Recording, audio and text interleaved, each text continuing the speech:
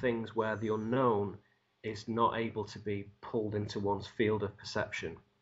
So one of my suppositions, one of my theories was to say that you can very much align those 7-dimensional spaces or ways of being with the perceptive array, the 7 portals or seals or bands or chakras in the body.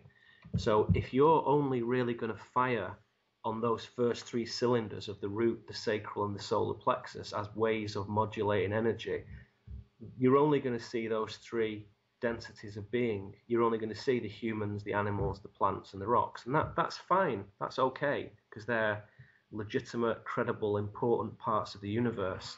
But they're not the only parts of the universe.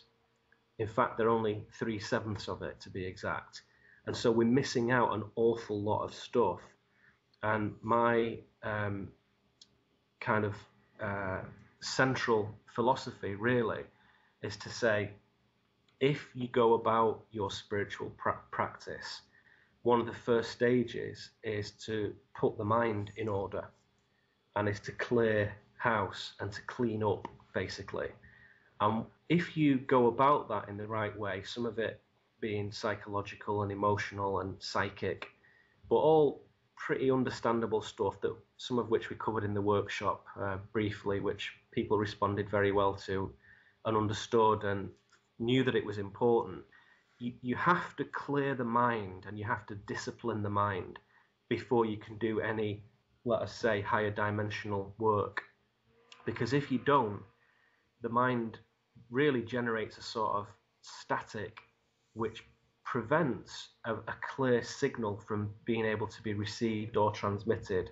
So I have this phrase, make the space to receive the signal. And that's different for everybody. So for some people it means you have to eat a certain type of foods, you have to wear certain clothes, live in a certain environment, say certain things, and set up an environment around you that is conducive to clear thinking. For other people, they don't need to go to those lengths. So some people need to go and sit in a cave for 50 years. Other people need to do a little bit of meditation, clear out, stop watching TV, and choose what they put into the mind and soul, really. And so depending on where you are and how much baggage you've accumulated and how much incorrect wiring you're carrying around, which is not a sin and it's not bad, it's what happens when we encounter pain. We usually create incorrect wiring, and then when that pain is triggered throughout the rest of our life, we just fire up again that incorrect wiring. So there has to be a process of what the New Age and alternative communities would say, inner healing. There has to be a process of that. And I think it's something that, as a warrior, if you don't understand the art of healing, you don't last very long.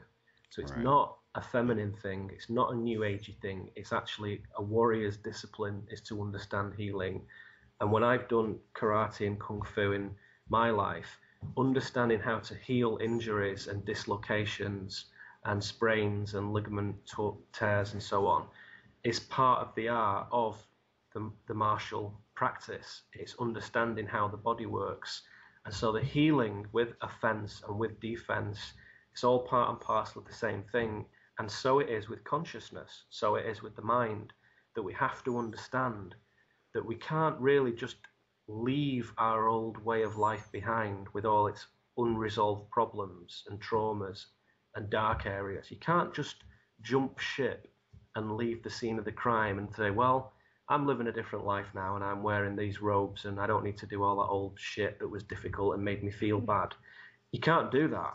You have to go to every single aspect that you can lay your hands upon, and you have to learn how to get to the ones that you can't lay your hands upon, metaphorically speaking, and go to each pain and resolve it and clean that space so you can receive the signal.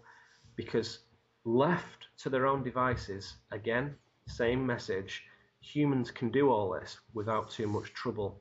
It's only synthetic culture of the construct that prevents that self-healing system from looking after itself. So in a lot of indigenous communities, that's why they're still so important. in wisdom traditions, because they're not subject to the same carpet bombing of cultural artifacts that we are. Now, when I say culture, I want to make this a clear distinction here. Human culture is great. Human culture is music, stories, art, literature, all those wonderful things. It's brilliant. I'm not talking about that when I talk about mainstream culture. I'm talking about Madison Avenue, and I'm talking about marketing groups, and I'm talking about corporations, and I'm talking about trends and all that stuff.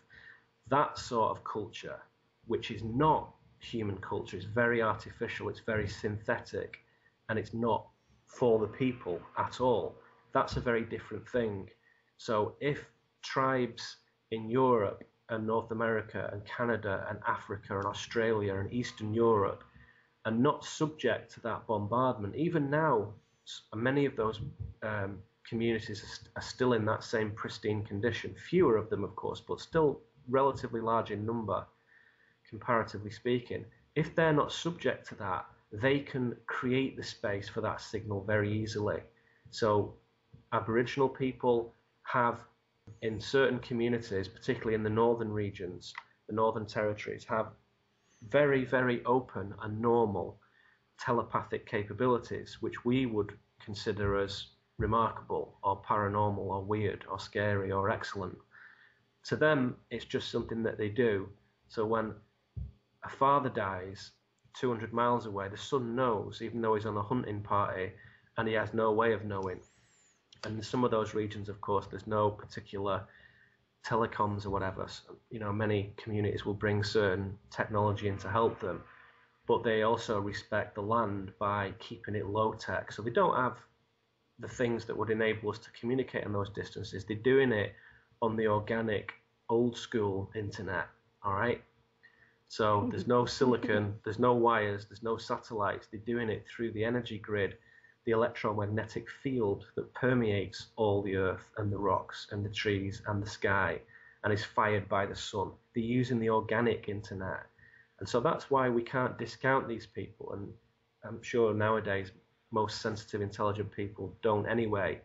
But it wasn't long ago that we were regarding them as savages and as unsophisticated and uncivilized.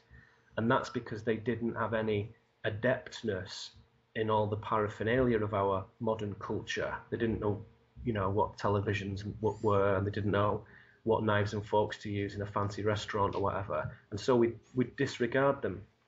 And so culture, mainstream culture, does that. It separates out people who play the game from people who don't play the game. And those who don't are essentially disregarded and thrown out of the hive.